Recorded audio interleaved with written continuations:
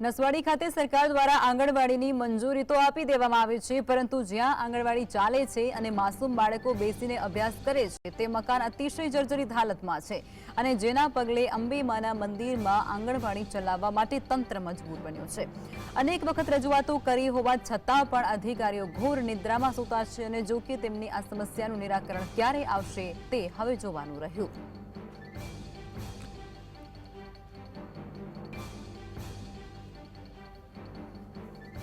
છોટાઉદેપુર જિલ્લાના નસવાડી ખાતે આંગણવાડી નંબર 4ની જે મકાન છે તે જર્જરિત બનતા હાલ અંબે માતાના મંદિરની ધર્મશાળામાં આંગણવાડી ચાલી રહી છે। આપ તસવીરોમાં જોઈ રહ્યા છો, આંગણવાડીના બાળકોને ધર્મશાળામાં બેસાડવામાં આવ્યા છે અને ત્યાં અભ્યાસ કરવામાં આવી રહ્યો છે।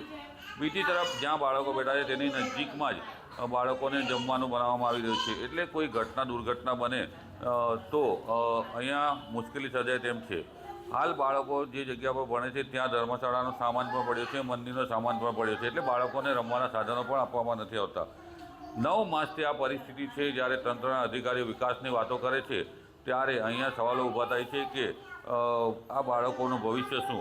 9 માસથી આવી પરિસ્થિતિમાં બાળકો અભ્યાસ કરી રહ્યા છે। આદિવાસી વિસ્તારમાં બાળકોને પ્રાથમિક શિક્ષણ જે આંગણવાડીનું છે તે મેળવવા માટે આવી જહેમત ઉઠાવવી પડે છે અને જીવના જોખમે અભ્યાસ પણ કરવો પડે છે। રફીક ધણીવાલા, GSTV, છોટાઉદેપુર।